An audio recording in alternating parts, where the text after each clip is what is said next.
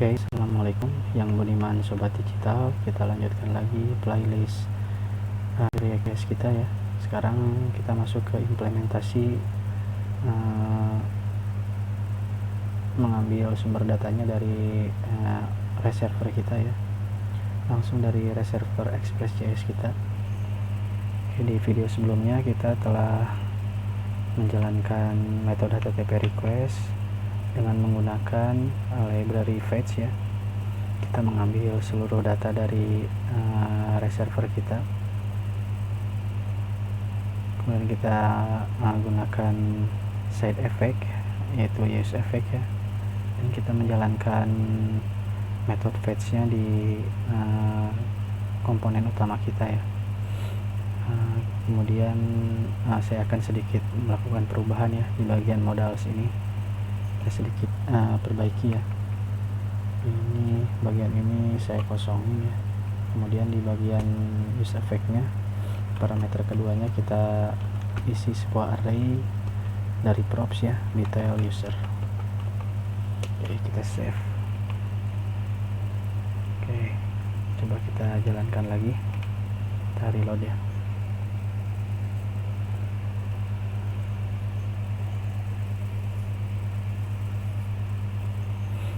Masih berjalan ya, tidak ada masalah. Ini datanya sudah ngambil dari REST API kita, sumber datanya ini sudah sesuai. Selanjutnya kita akan menambahkan fitur untuk tambah data ya.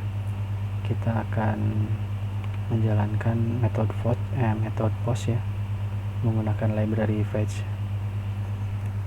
Kita buat dulu modulnya ya, modul baru ini untuk menjalankan fitur tambah data ke REST server kita.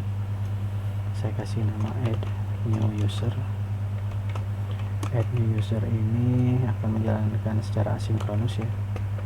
Kemudian ini metodenya, kita menerima parameter user. Parameter usernya ini nanti dikirim dari form input ya, dari request body-nya ya. Kemudian kita jalankan try dan kita return langsung fetch-nya di sini ya. Library fetch-nya kita akses ke API kita localhost 8081. URL yang menjalankan metode post itu di router API kita itu, coba kita cek ya. Di router API-nya URL-nya itu ke ini ya, store ya. Berarti localhost API data, kemudian store, dan di fetch. Untuk yang menggunakan metode post ini kita butuh lagi parameter kedua ya. Parameter keduanya berupa option ya. Ini kita isi option pertamanya itu metodenya saya isi post. Kemudian yang kedua headers ini berupa objek ya.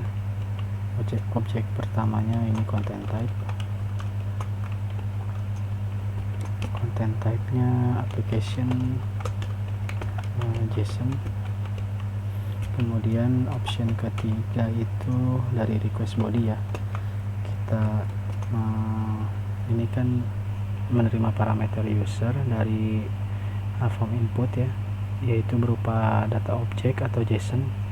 Jadi di sini JSON-nya kita rubah dulu ke string ya, pakai metode string i5. Kemudian parameter metodenya kita isi objek, dan ini isinya kita sesuaikan dengan sumber data kita di Express.js kita ya, di REST API ini. Kita sesuaikan. Yang pertama itu datanya username, kemudian kita isi dengan parameter user dari request body dari form input ya. Ini akan berisi objek user.username. Kemudian kita sesuaikan yang file data yang kedua itu email. Kemudian ini datanya dari form input ya, kita ambil dari parameter user email. berikutnya kita sesuaikan ya dengan REST server kita.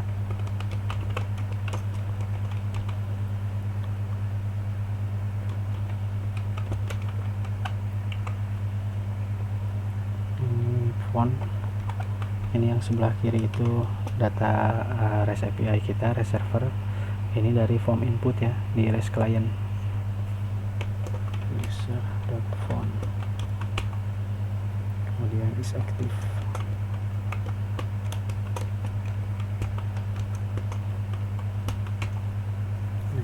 Kemudian berikutnya city, kemudian bio, dan ini fetch-nya udah ya. Kemudian kan ini promise ya, asynchronous. Kita akan mengubah ini kan sudah berbentuk ke string ya, kita kirim ke kliennya lagi langsung ya. Ini kita kirim, kita ubah ke JSON lagi, res.json. Oke, kita save, kita lihat di kliennya. Oke, kemudian kita ke file komponen utama index.jsx. Oh, ini kita jalankan dulu ininya ya, handle errornya, catch error, akan error kan, console log error. Oke, selanjutnya kita import modulnya ya di komponen utama kita. Kita import tadi add new user di file fetch ini ya, add new user. Kemudian kita gunakan di method add user di komponen utama kita di sini ya. Kita akan panggil metode modul add new user ya, add new user. Ini adalah promise ya, kita kirim parameter user, kemudian kita jalankan promise-nya. Kita isi dengan anonymous function, kemudian kita set state usernya ya, set users. Kita isi ini array seperti biasa, spread operator, pertama users, array pertama user, spread operator, kemudian kita kembalikan ke user, ke parameternya ya, ke data objek usernya. Oke. Ini kita cek di form input coba, ini sudah betul ya.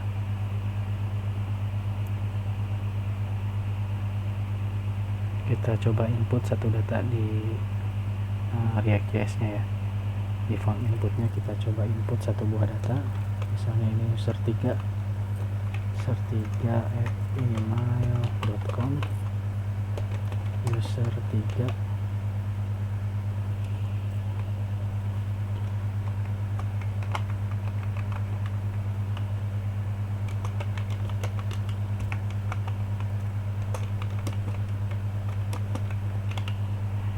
Coba submit. Oke, bertambah ya. Ini user 3, detailnya ini. Coba kita cek di REST servernya, kita refresh. Nah, ini sudah bertambah ya. Ini di REST server kita ya, ini sudah masuk ke database MongoDB nya. Kita coba lagi input satu data lagi ya.